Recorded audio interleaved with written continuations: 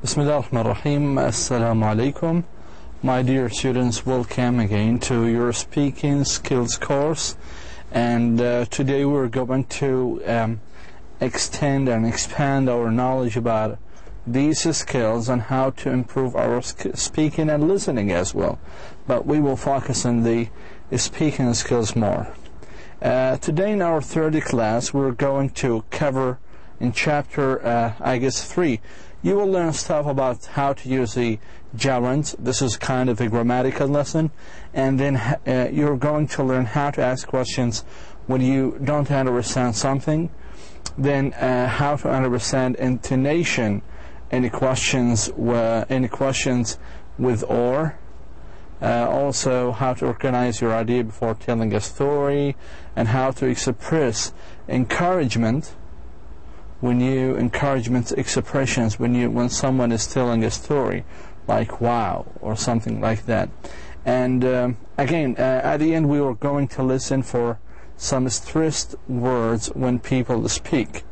Actually, for the stressed word, we may take this lesson today or in this lecture, or maybe the coming lecture. So let me see. So we might take the stressed words today or maybe the next lecture. First of all, before we start with how to use the gerunds, interests and hobbies. I mean, do you have any hobby? Do you have any interest? And these are all the questions like that everyone can answer. Okay, so if somebody, for example, what do you do in your free time? في وقت الفراغ. For example, I use the internet. I start chatting. I watch TV. Okay, or I play football or soccer. I play basketball. I play on my piano, for example. All of these are interests and hobbies. Okay, some of us may spend his all time in reading newspapers, articles, journals, whatever. So today, this is a very kind of question. What do you do in your free time? So in here, in listening interests and hobbies, we will hear 6 people talk about their interest. They all answer the question, what do you do in your free time?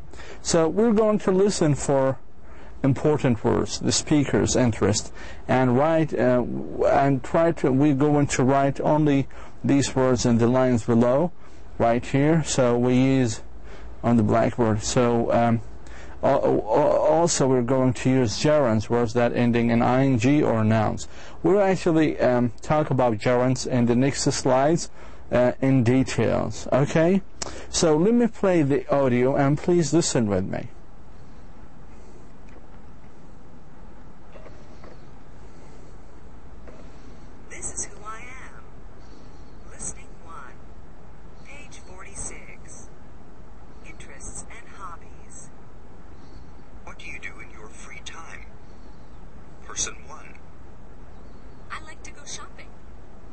So the question was, what do you do in your free time? So he said, I like shopping. And you know the shopping. I also like shopping, by the way. Shopping, and I had to go to the markets or malls and just see and buy some things, you know. Okay, let us watch and listen to person number 2. I like to go shopping at thrift shops where I can buy a lot of stuff, but it's really cheap, so I don't feel guilty or go broke. Person 2. What free time? I don't have any free time. All I do is work. So person number 2, he's actually putting a kind of exclamation. What a free time. When someone say what a free time, it means that he has no time to have fun. So what he said, he spent all his time working. Okay, shopping, working. Okay, let's move on to speaker number 3. Person 3. Well, because I sit at a computer all day at my office,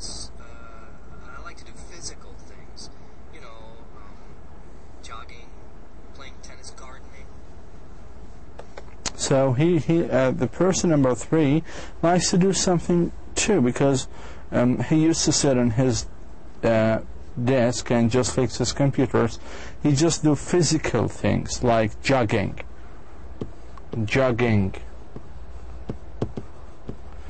How about number 2? I will leave it for you. Okay, so physical things like he do exercises like jogging and what? So replay the audio, the same one, it's on page 46, and try to guess the second one. Okay. Person 4. Free time? Gosh, I enjoy anything outside. I like hiking and camping in the mountains, sailing at a lake near my home, and I just started taking skydiving lessons. It's really neat jumping out of a plane. So she has 4 hobbies. She's interested in 4 hobbies. 2 of them, I'm going to mention 2 of them. Camping in the mountains, and what? So she likes camping and hiking. So I will leave the other 2 for you. So replay it again and listen to person number 4. She actually liked to do 4 things in her free time. And do you remember what she said? She said, gosh.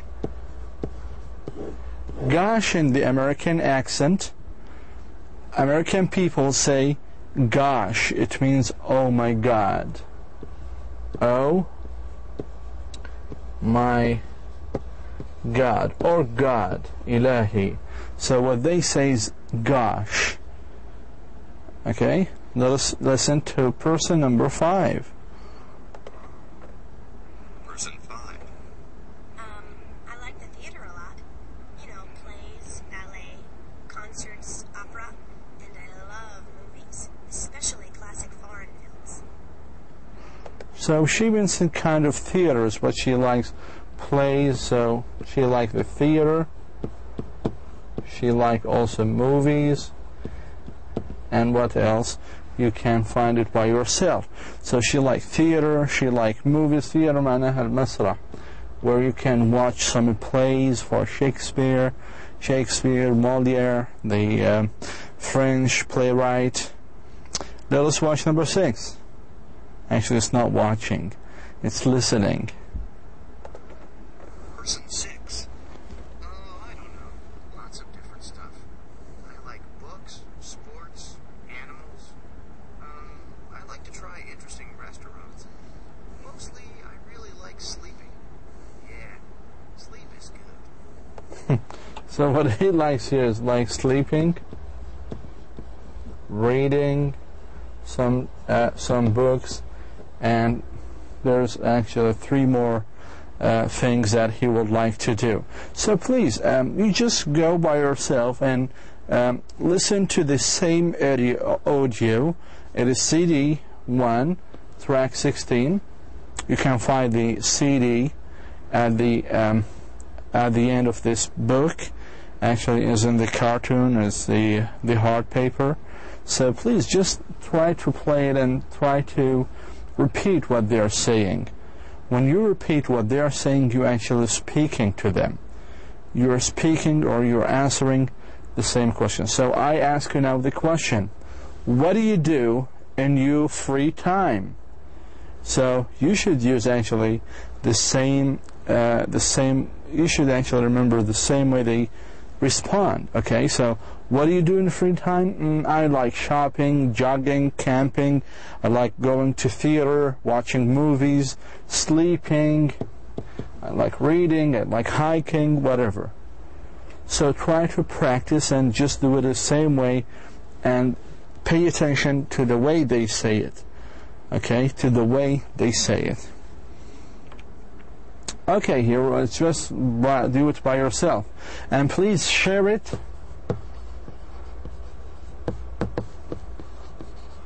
on Blackboard. Share it in Blackboard. You can share it on the Blackboard forum. Okay, we have some forums. So you can tell us just you can copy paste this page and mention to us your name, like whatever, and then what is your interest and activities. Okay, good.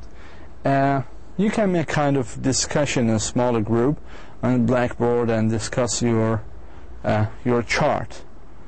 Which activities seem to be most popular, which are more active, and which are most unusual. So try to actually to discuss it.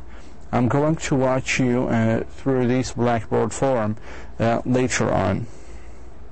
Okay, so let us move on. The gerund form. Today we're going to also to cover a very important and very important subject in English, which is gerund form. What is a gerund? A gerund is the base form of a verb plus ing. Gerund can be used as nouns. Okay, as nouns. For example, here is the verb work. If we add ing to the work, it becomes working. العمل. Pay, if we add ing, it becomes paying. Prove, if we add ing, it becomes improving. So right here it is a noun. Gerund can be used as a noun. Let us see these actually.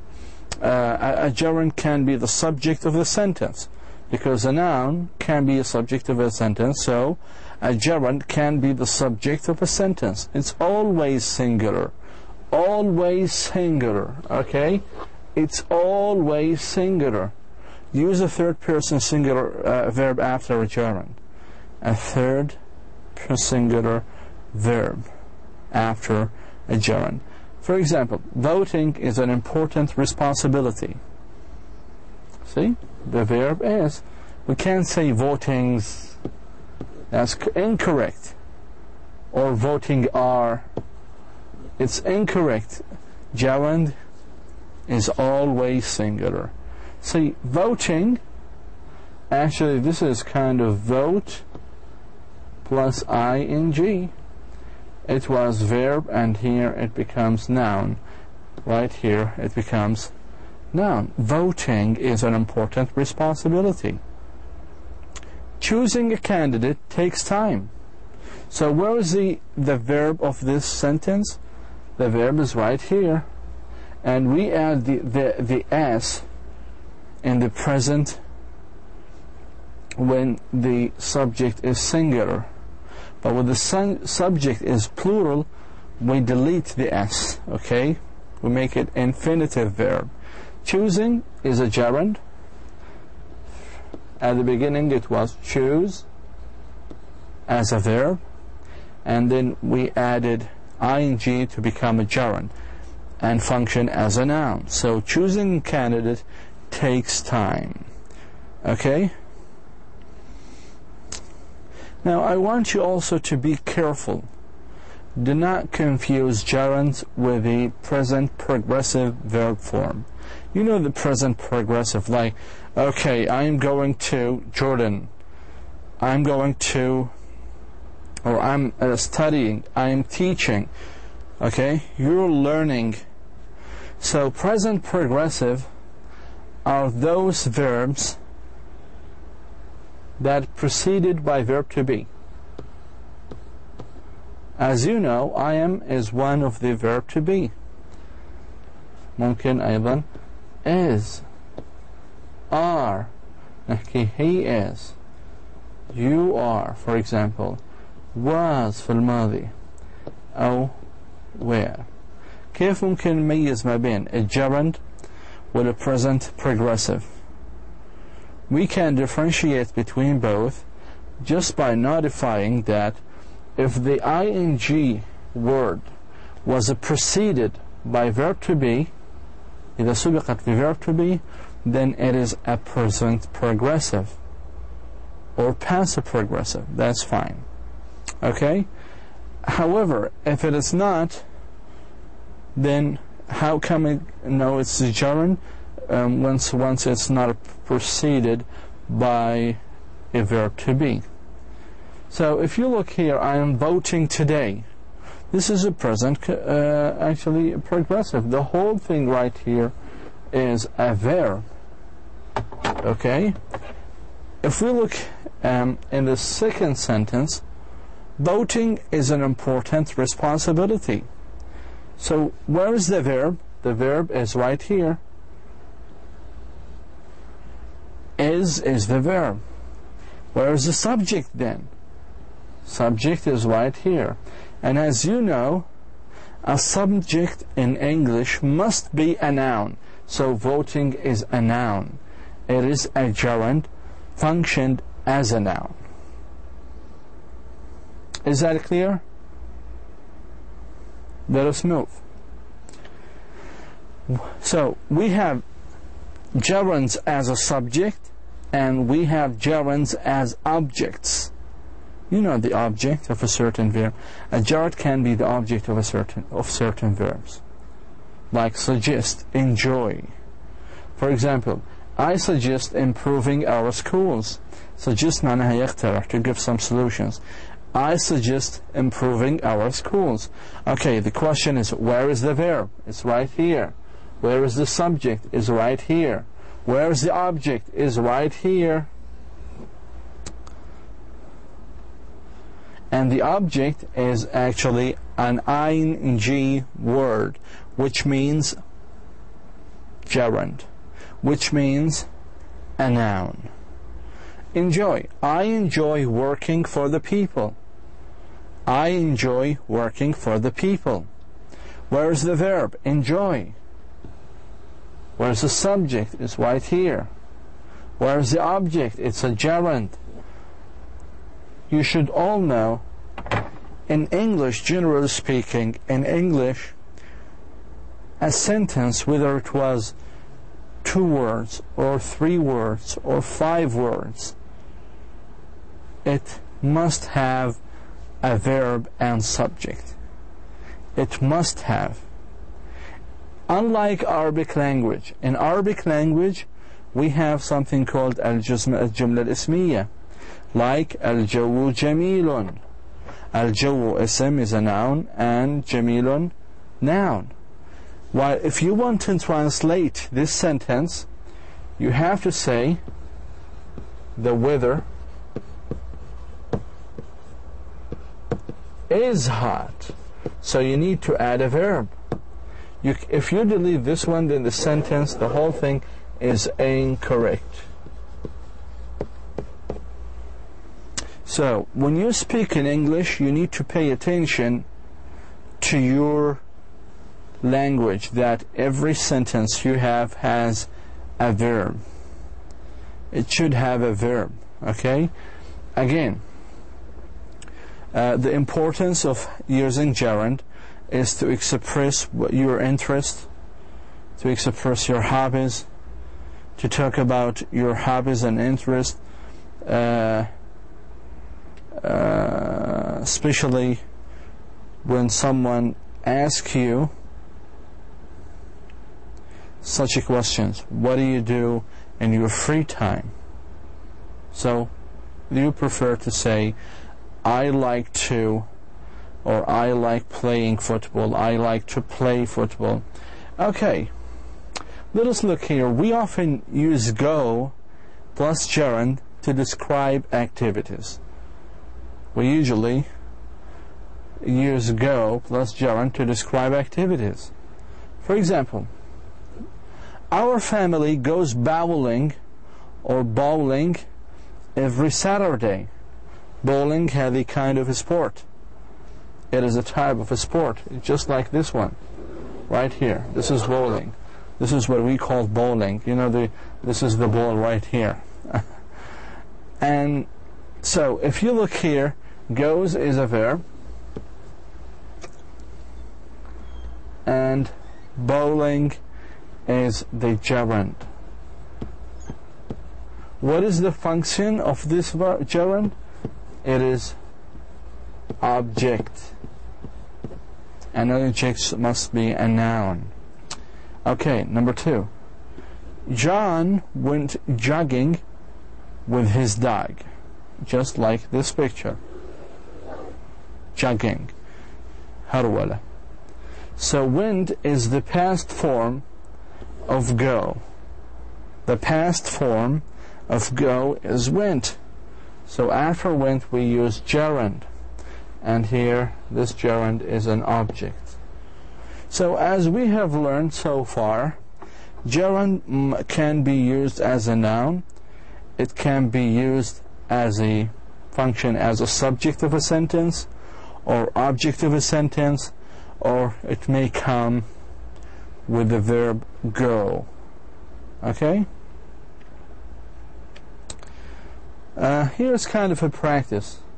You can do it by yourself. Ask your partner how often or he or she does these activities. Okay, like how often do you go dancing? كم مرة بترقص أو ترقصين? So I go dancing every night. So how often do you go dancing? Like, see, go dancing. هذه القاعدة اللي أخذناها الثالثة, that gerund may come with a verb to go. You should actually memorize these questions. You should memorize them and use them while speaking. Ask yourself, how often do I go playing football? I go dancing every night. So these are beautiful expressions that you need to ask yourself. Okay? Well, here's kind of complete the sentences with gerunds. Here's kind of an example. Windsurfing is very exciting. This is what you call windsurfing. Is very exciting. A windsurf, what is the verb? The verb is right here. Sorry for this, kind of mingling. So is the verb, and windsurfing is a subject. So a windsurfing is very exciting. Okay. Makes me laugh. Let us say, for example, what makes you laugh, for example?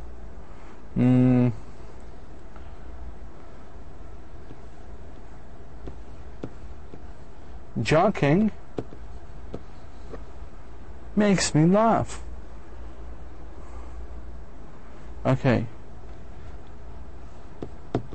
Listening to jazz. You know jazz? Jazz is kind of Western music. If you listen to Fayrouz, the Lebanese singer, she usually mixes between the jazz and the Arabic music. So jazz is type of a music. Listening to jazz gives me a headache. So I've started all of these sentences. The first one was jogging with ing and listening with the gerund, and both of them function as a verb. Okay? For example here.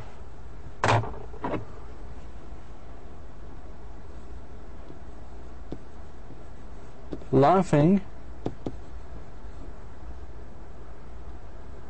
loudly is not polite. الضحك بشكل عالي غير مهذب.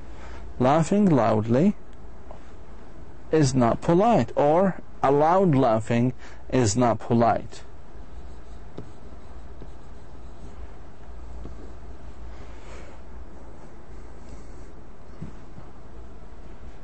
Playing football is popular in my country. Playing, so I start with a gerund.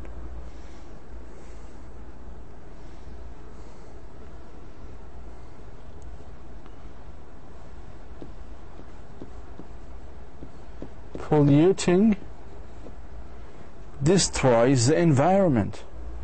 Polluting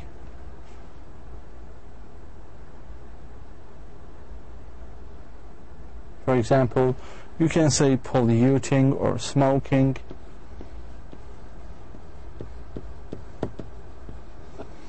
smoking destroys the environment. I will leave number 6 to you. So do it by yourself. These are, you're not, you can do whatever you want. Like you can answer it by yourself. These are only my answers. You can choose whatever you want. So do not get a stick to these answers, okay? Just do whatever you want. Just be creative and think of a new sentence. Think of a new sentences. Okay? You have here, like, you can ask people, what do you do in your free time? Right here, what do you do? Or what do you do in a free time like here? What do you do in your free time like here? I do fishing, I do skiing, I do hijacking and whatever. Okay, so let us move now from the gerunds to another point that we're going to discuss in this lecture. Language that you can use, asking for clarification. You know what is clarification means? Clarification, if you see that something is very vague or obscure, is not clear, so you need someone to explain to you, to repeat to you. For example, if I mention some words like, some words are unknown to you, كلمات ما بتعرفوها, so you will ask me, excuse me, could you repeat it please? Can you say it again? Say it again. Okay, so these are what I mean by clarification. If you don't understand someone, or maybe in one situation or another, and so it's important to ask a question for clarification. Here are some questions that you may ask. For example, someone was talking about the reasons, or the several reasons of air pollution. Air pollutions, right? Pollution. And then he, so you need to ask for some clarification. What you should say. For example, I'm your teacher, and I am actually talking about the several reasons of air pollution. You can't ask me directly. You need to be polite. Like, excuse me, sir. Excuse me, teacher. Excuse me, professor. Could you please repeat that? تكرر. Could you say it again? What was that again? See, أيضا look at the tone of my voice. What was that again? كيف صوتي في السؤال goes up. The voice goes up in the questions. Excuse me. What was that again? Could you repeat this? How do you spell that? How do you pronounce that? How do you say that? Excuse me? So these are all some phrases or expressions are used to ask for clarifications. Excuse me? So look at the way I say it. My voice goes up. So in speaking, when you speak in English or when you ask a question, your voice should go up. صوتك لازم يكون في النهاية للأعلى. Like this. Excuse me? Could you repeat that? What was that again? How do you spell this? How do you pronounce this? How do you say this or that? So, إذا الصوت في السؤال في الإنجليزي لما نحكي goes up. Goes up. يرتفع للأعلى. It's not like a sentence. Well, in a sentence, you just say, okay, I'm going to KSA. So my voice was just like this. We are talking about gerunds. So this is my voice. We're talking about gerunds. But when I ask you, excuse me, could you repeat that? How do you spell that?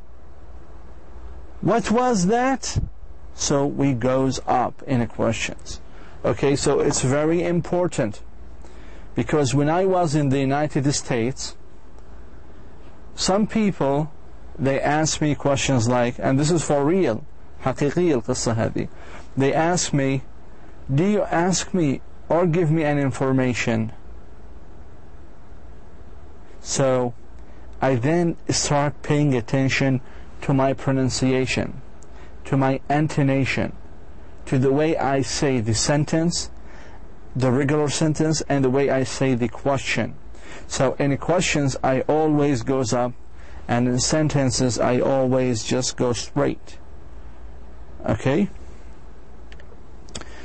The sound of it, understanding intonation in questions with or. And last time we have had kind of understanding intonation. So every class almost we have kind of intonation. This is very, very important. Okay, so you need to pay attention to it.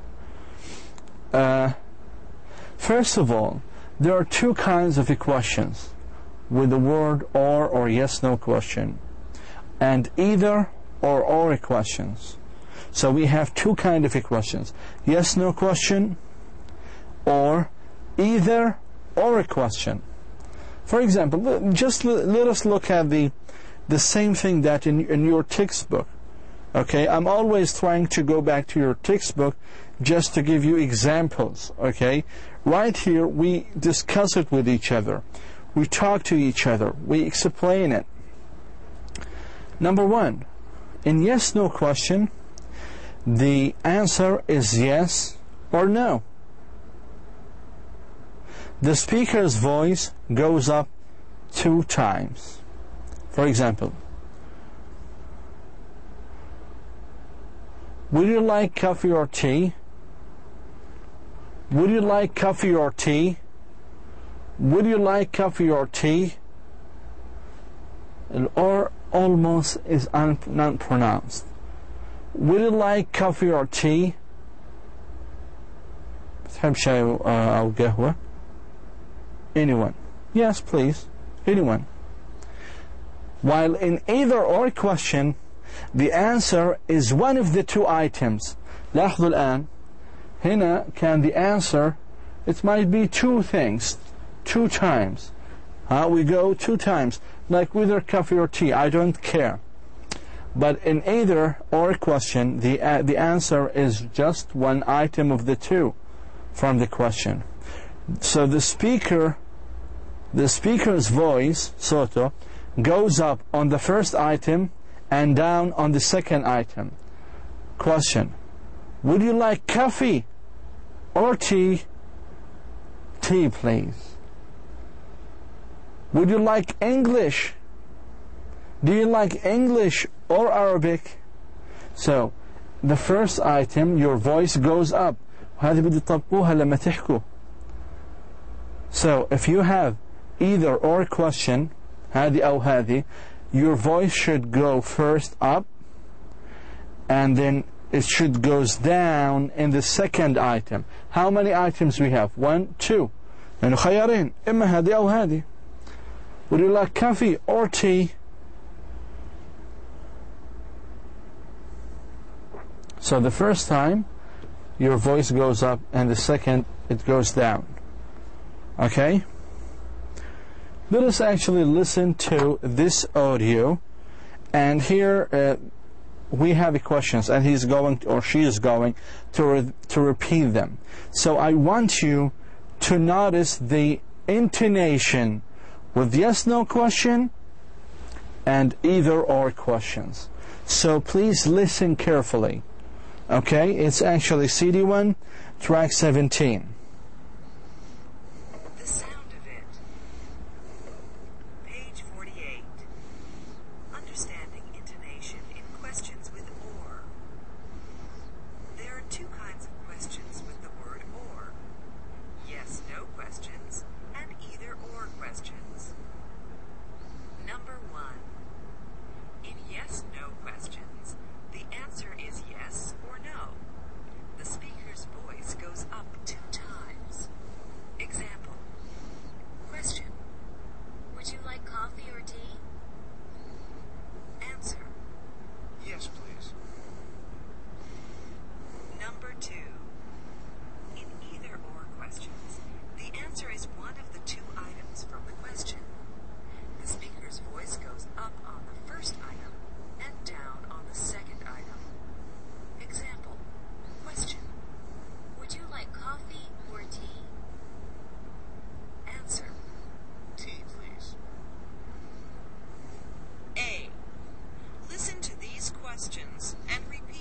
Mm-hmm.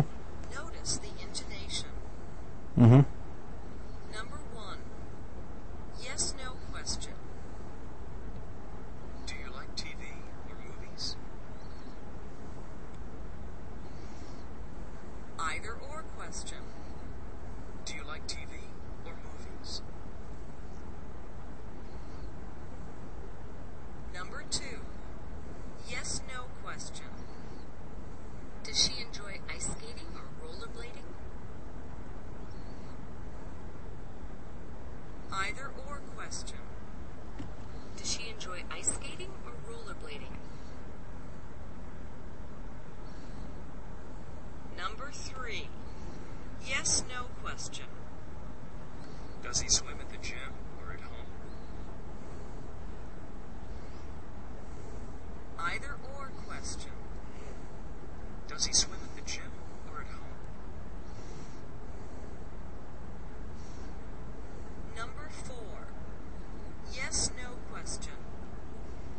Is he an actor or a musician? Either or question. Is he an actor or a musician? Excellent. So, have you noticed the difference in the intonation, yes/no question intonations, or the either? You can't say it either or either. It's correct in both ways. Either or either or questions. So, let me just do the first one again. Do you like TV or movies? So you're not actually أنت ما بتخيره هون. You just say يعني you're asking what do you like? Do you like TVs or movies? Yes, I like movies. Okay. Do you like TV or movies? In this question you're actually asking him to choose either TV or movies. So now, do you know what I mean by intonation in questions with either or and yes/no question? Please, yes. And please listen to this audio again and again, because it's very, very important issue in English speaking. So if you want to speak clearly, you need to follow the rules. Okay? And here is one of the rules that we have taken so far.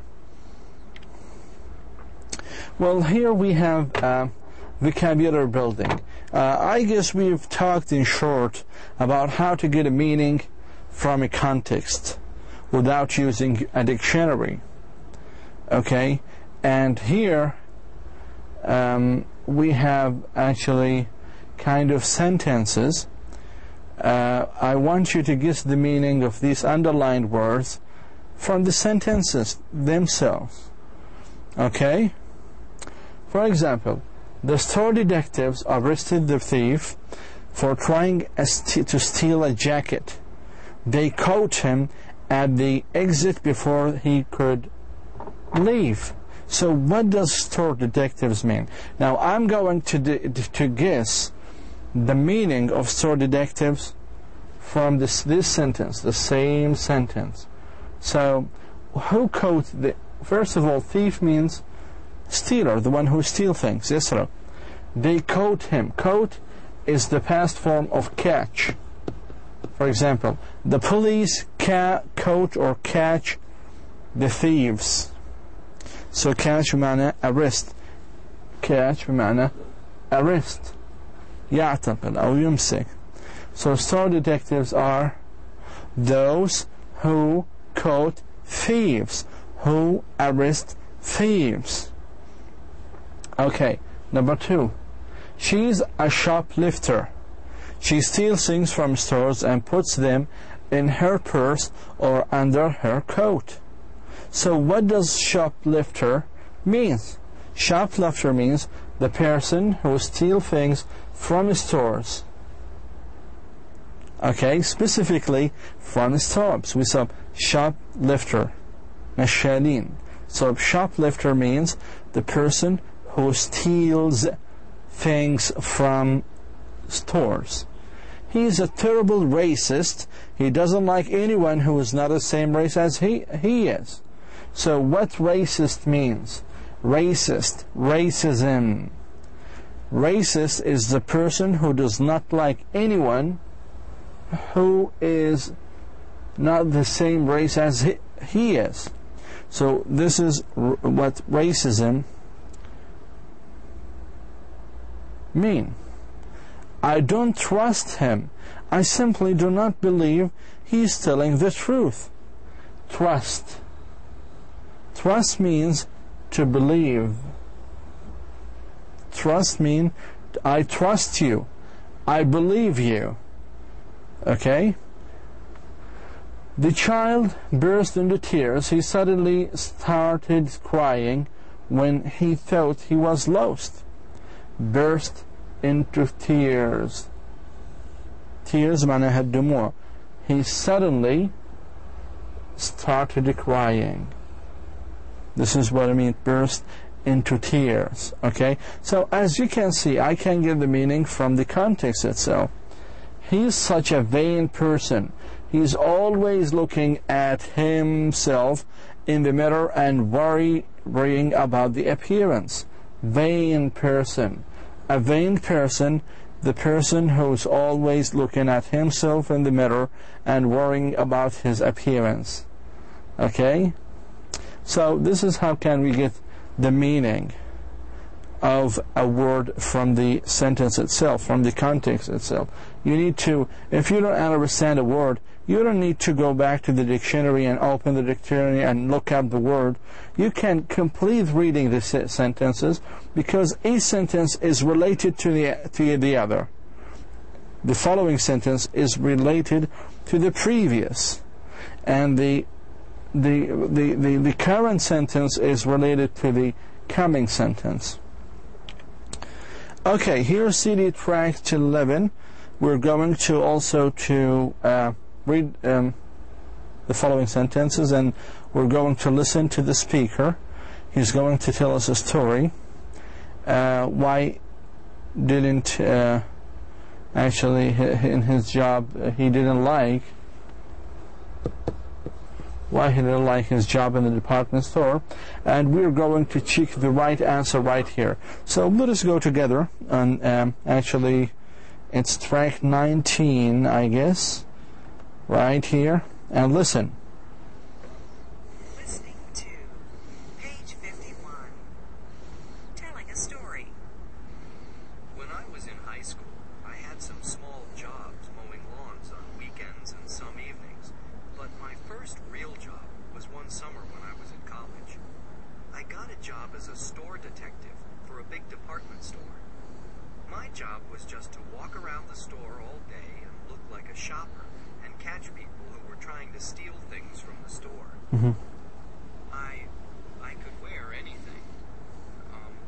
I could wear jeans or shorts to work because I was supposed to look like a shopper and, catch shoplifters.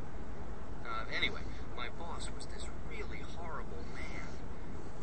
Actually, I think he liked me. He used to call me Tiger, which seemed really stupid to me. But he was this big man, great big man, who used to be in the army. And he really didn't trust or believe anybody who was young or anybody who was not white. This man was a real racist. If a group of young people would walk in the store, or if anybody would walk in the store who wasn't white, he would come over to me and say, "Keep an eye on them. They're going to take something." And I'd say, "I don't know why you say that. They look fine to me." And he'd say, "They're going to take something. Trust me." He was just terrible. Anyway, the job was pretty boring. I used to like shopping until I got that job. And then when I had to walk around the store and look like I was shopping for 6 or 7 hours a day, I didn't like shopping anymore. And also, I spent all the money I made from the job. But my main problem was that I was very young, and I wanted to look good all the time.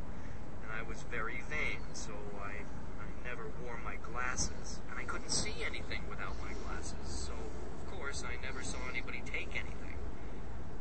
Finally, after months, I saw one young girl. I don't know, she was maybe 11 or 12 years old. I saw her putting something into her purse. I don't remember, I think it was a piece of jewelry.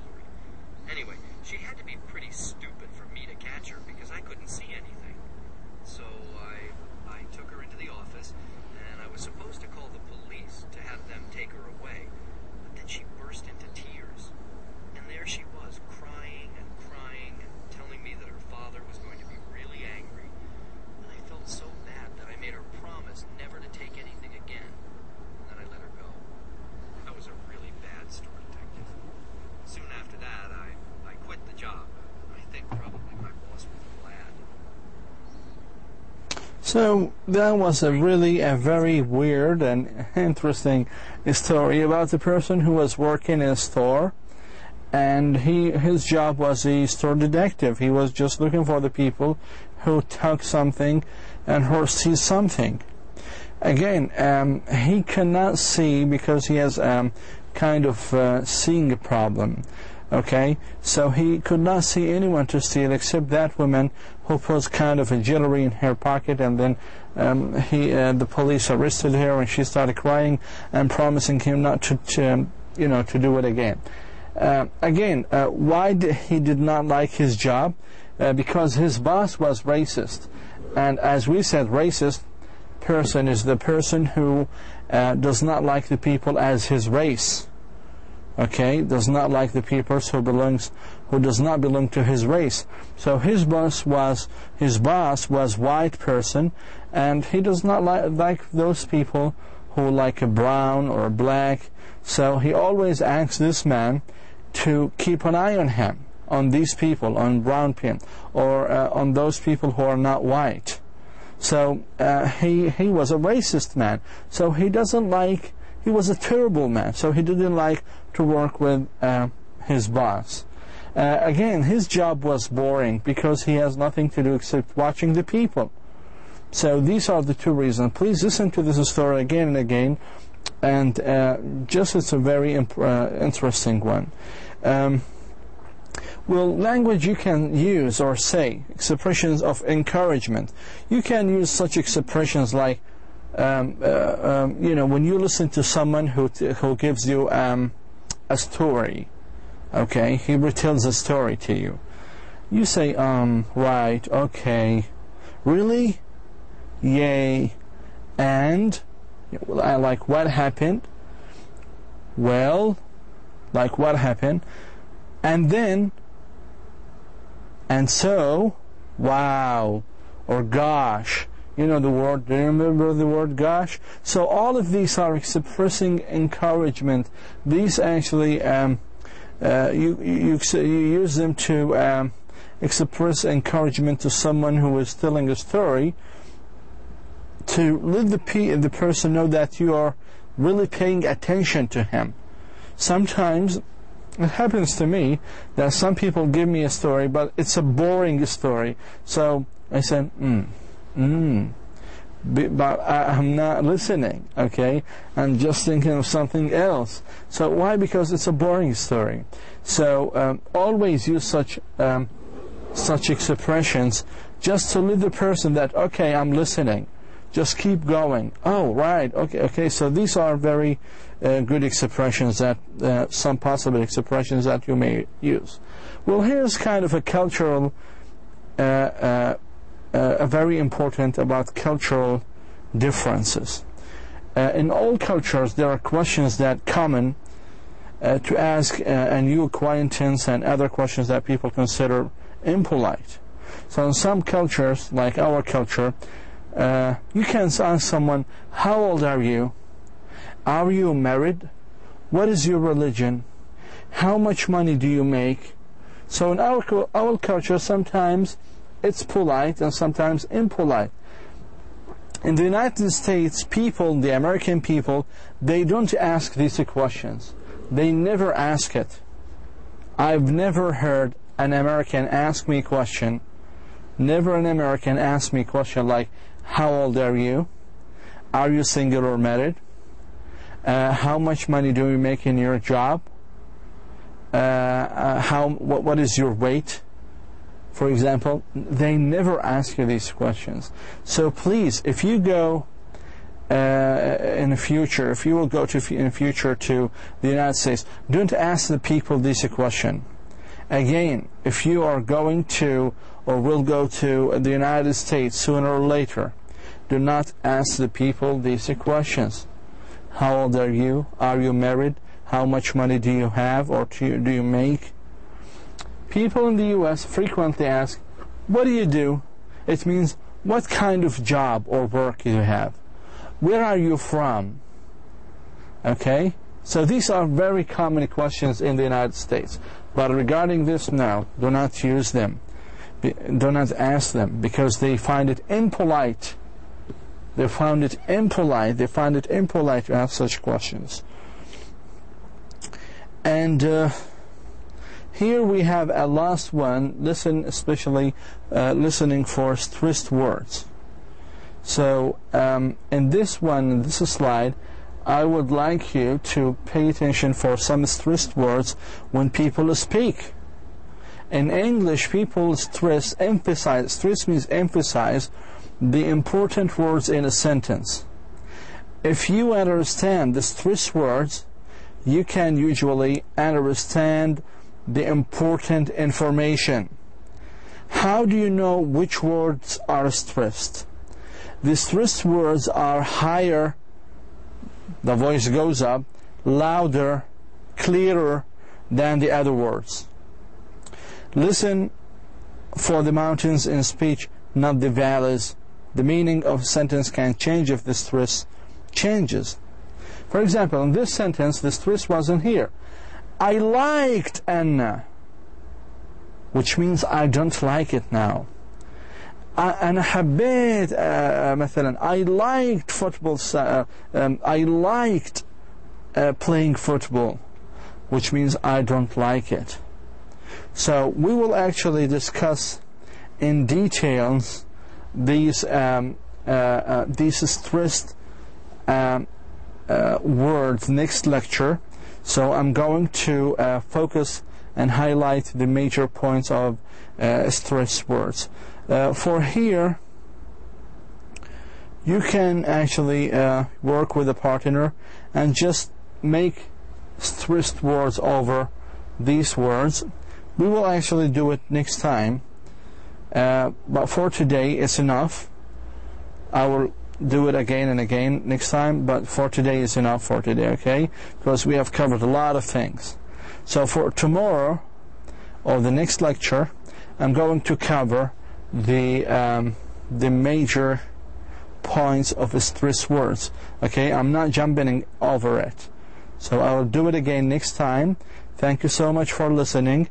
Wassalamu alaikum wa rahmatullah.